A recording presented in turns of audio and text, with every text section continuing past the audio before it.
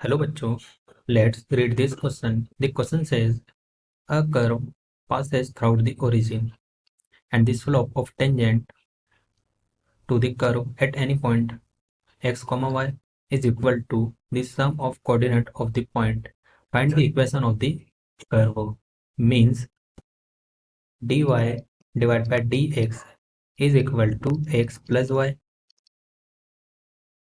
dy divided by dx, यहाँ पर हम y को लेफ्ट हैंड साइड में शिफ्ट कर देंगे, राइट हैंड साइड में बचेगा सिर्फ x. We will name this as equation 1. यहाँ पर हम की कॉन्सेप्ट यूज करेंगे linear differential equation.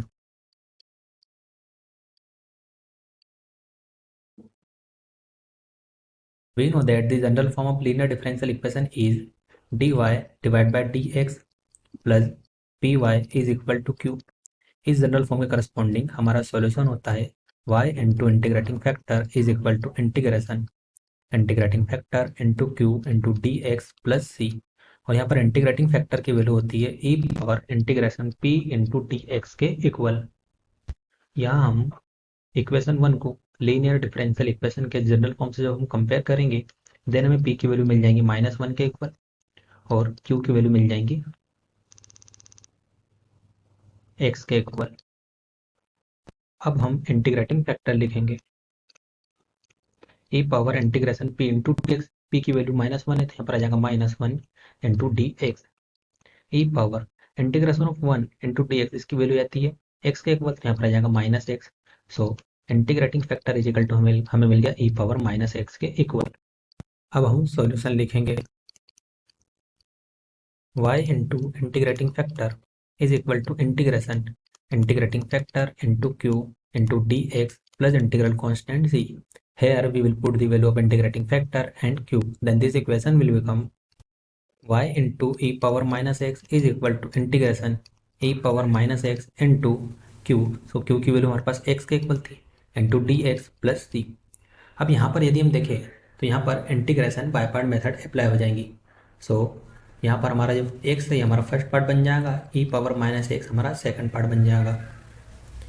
y into e power minus x is equal to first part as it is means x as it is, second part का integration minus differentiation of first part, second part का integration और bracket close और इस पूरे का integration plus integral constant c.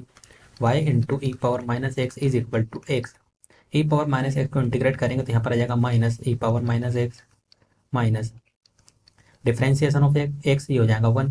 ई power minus x को integrate करेंगे तो यहाँ पर आ जाएगा minus of e power minus x, minus इस माइनस को प्लस में कन्वर्ट कर देगा और यहाँ पर आ जाएगा minus x bracket close into D x plus integral constant C.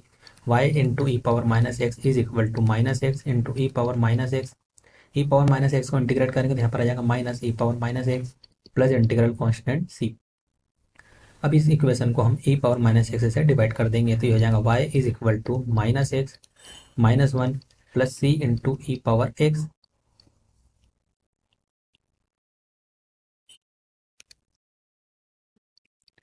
We will name this as equation 2.